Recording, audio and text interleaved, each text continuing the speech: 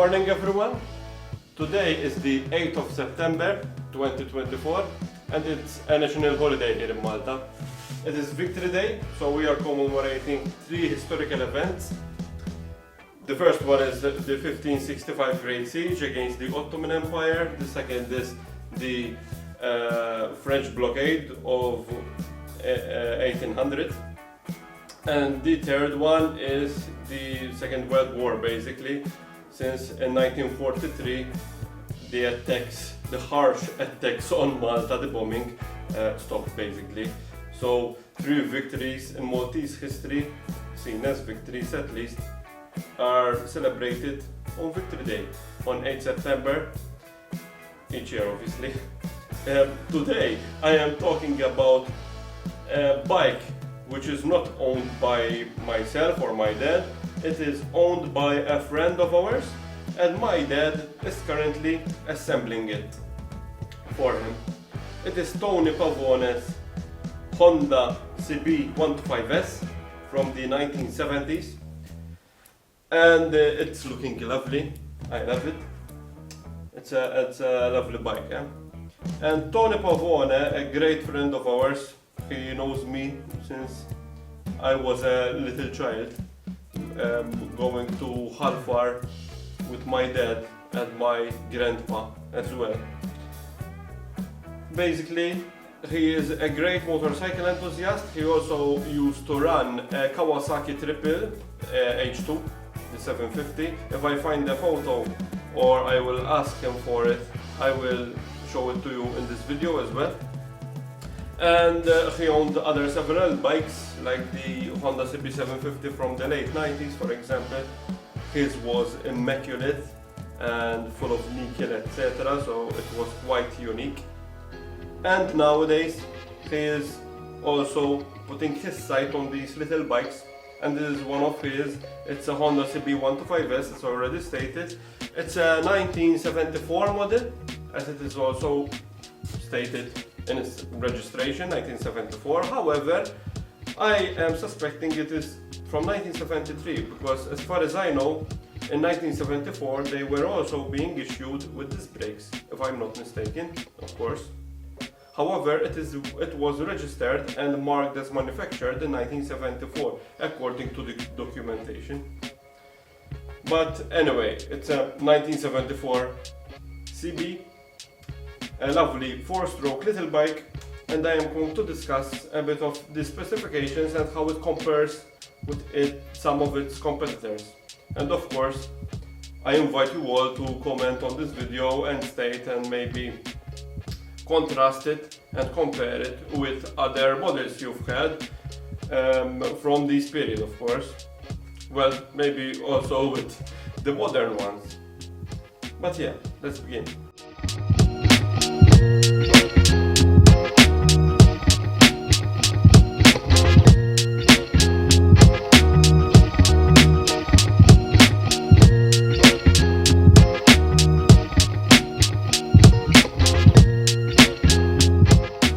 When it comes to the engine, it is very simple. It is a single cylinder 4-stroke engine, single overhead camshaft and with 2 valves, so very simple again. Of course, to start it, one have to use his or her feet. So with a Kickstarter, it's an old school bike anyway, from the 70s, and it produced around 12 horsepower. The later ones apparently were claiming 14 horsepower, but this one has around 12 horsepower, and the factory actually were claiming with top speed of around 115 kilometers per hour. So not bad, it's actually quite good, and for Malta it's excellent. I mean, the speed limit here, the top speed limit is 80 kilometers per hour. Of course, this is optional if one would abide by those rules, but preferably yes, one will abide. So at least I won't get fined or something over this video. But yes, this bike goes up to 115 kilometers per hour, apparently, as claimed by the factory. So it's quite enough for the Maltese roads, at least. We don't have highways, So excellent. When it comes to the gearbox, it has a 5-speed gearbox, and of course, obviously, it's a unit engine at this point. It's not like the British old C11 or something. So we are seeing here a quite advanced engine for the time. It's quite economical as well when compared with the others. But yeah, very, very simple and effective.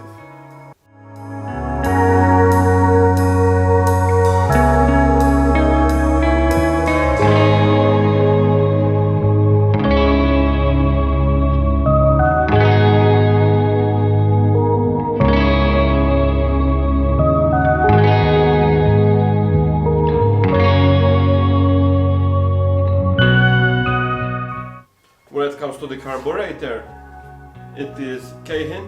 I'm not sure if I'm spelling it correctly, to be honest.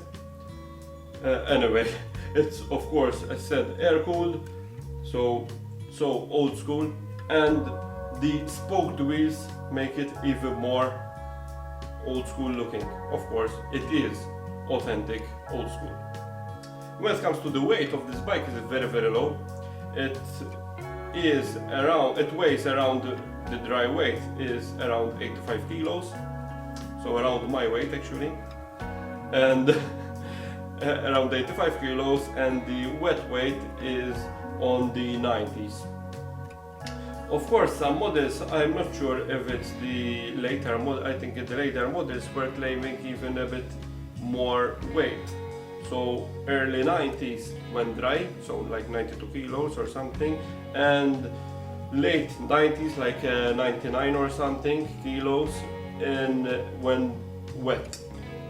I'm not sure if it's this one or the later one. Anyway, it's very lightweight and it can be ridden by everyone actually.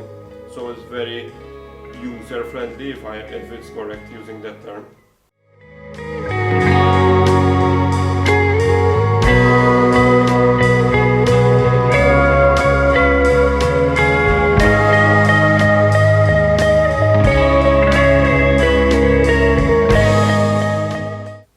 When it comes to having wind in your face, I'm going to name two of the competitors of this bike in this period. And one of them is for example, the Kawasaki G7 100, which was a two-stroke, of course, single cylinder two-stroke. It had around 11.5 horsepower, so around the horsepower of this bike, and went around 115 kilometers per hour, so exactly the same top speed as this. Maybe they would vary, maybe the acceleration would vary, I don't know. We have to try them maybe someday. And so the competition is quite close, but that one has a smaller capacity than this, but of course that is a two-stroke. When it comes then comparing it with another two-stroke, for example the Yamaha RT125, that had 17 horsepower, so much more, and it went around with a top speed of almost 130 kilometers per hour, which is a really fast bike actually. Firstly, it is an old bike, and secondly, it's a very small capacity bike. But so it went around, the claimed top speed of that bike was around 125-127 kilometers per hour for the RT125. Talking about the wind in our faces, I am really sweaty right now because it's very, very hot here in Malta in September, and my t-shirt is becoming all sweaty. As you may see, it's all patched up. So sorry for that, at least you can't smell me from the video.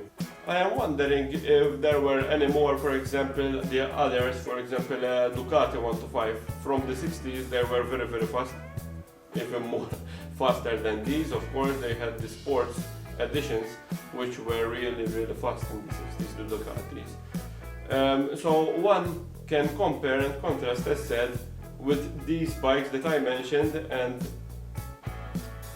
maybe comment also on the brakes or the comfort of these bikes. I am not going to start it for you to hear it today, unfortunately.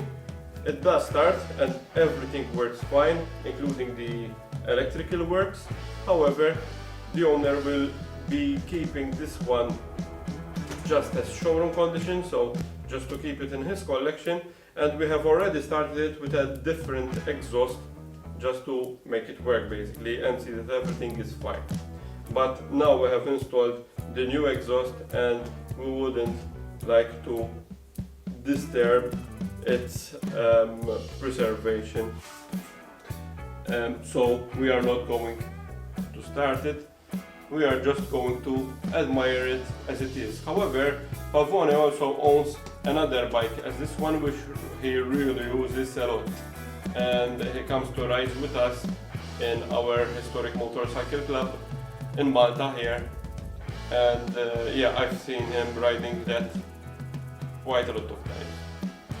He bought a lot of new parts for this bike. For example, I actually bought this rear mudguard for him, and he bought a lot of other parts, new parts of course, but when it comes to restoration he tried to restore the original parts, of course, the ones that were with him. When it comes to the mudguard, he couldn't restore it properly, so he decided to buy a new one, which I bought for him. But other than that, he actually wanted to keep the original state of the bike. Maybe I will try to find a new cover for him as well. A seat cover, this one is fine actually. He recently recovered it, but he wanted it with the Honda logo, etc. Maybe we will find as well.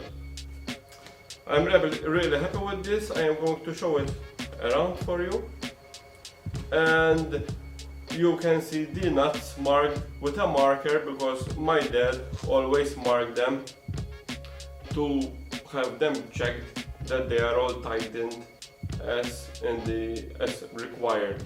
So the markings on the nuts are all done by my dad, so that he will check them again when the project is finished. I'm going to show some close-up shots of this bike. Cheers, and thank you for following me. You can also follow me on Instagram and Facebook. Cheers!